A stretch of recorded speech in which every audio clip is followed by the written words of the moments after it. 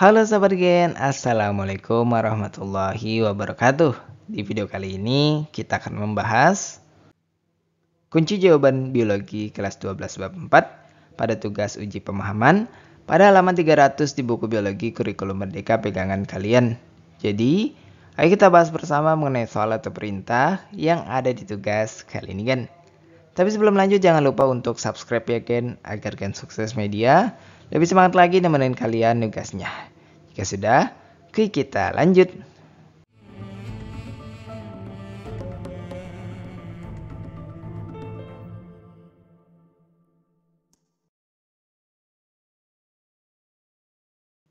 Bagian kita masuk pada soal pertama berikut ini. Perhatikan soal yang ada ini Gen. Perhatikan beberapa teori evolusi dari para ahli berikut yang ada 5 pernyataan ini. Pendapat Charles Robert Darwin tentang evolusi ditunjukkan oleh nomor titik-titik. Bagian kita bisa pilih opsi pernyataan 1, 2, dan A pada opsi B. Yang mana untuk pernyataan 1, evolusi terjadi karena adanya perubahan lingkungan. Perubahan lingkungan mempengaruhi seleksi alam, di mana individu yang lebih cocok akan bertahan.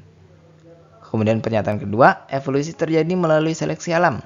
Makhluk hidup dengan sifat yang lebih adaptif akan bertahan dan mewariskan sifatnya ke generasi berikutnya. Dan untuk pernyataan keempat, seleksi alam merupakan penyebab evolusi adaptif. Seleksi alam membuat populasi berkembang dengan sifat yang lebih sesuai dengan lingkungannya. Sehingga kesimpulan, seleksi alam akibat perubahan lingkungan menyebabkan evolusi adaptif. Ini sesuai dengan teori Darwin. Kemudian kita masuk pada soal kedua berikut. Sekelompok peserta didik melakukan penelitian terkait fenomena di area lapangan rumput, yaitu adanya perbedaan jumlah belalang berwarna kuning dan hijau pada musim kemarau dan musim penghujan. Data hasil penelitian disajikan dalam tabel berikut ini Gen. Berdasarkan hasil penelitian, kesimpulan yang paling tepat adalah titik-titik. Bagian jawaban yang dianggap paling tepat ada pada opsi D, di mana seleksi alam terjadi pada belalang yang tidak adaptif terhadap lingkungan. Seleksi alam ini menyingkirkan individu yang kurang adaptif dan mempertahankan individu yang lebih sesuai dengan lingkungan. Nah, pada musim kemarau, belalang kuning lebih banyak, yaitu sekitar 47, dibanding belalang hijau yang jumlahnya 25. Dalam hal ini, pada musim kemarau belalang hijau kurang adaptif, sehingga lebih banyak yang mati. Kemudian pada musim penghujan, belalang hijau lebih banyak, yaitu berkisar 52, dibandingkan belalang kuning yang berkisar 22. Nah, belalang kuning ini kurang adaptif di musim penghujan, sehingga lebih banyak yang mati. Nah, dalam hal ini seleksi alam terjadi pada belalang yang tidak adaptif terhadap lingkungan, karena mereka lebih mudah dimangsa dan jumlahnya berkurang. Nah, ini kaitannya dengan kemarau dan penghujan.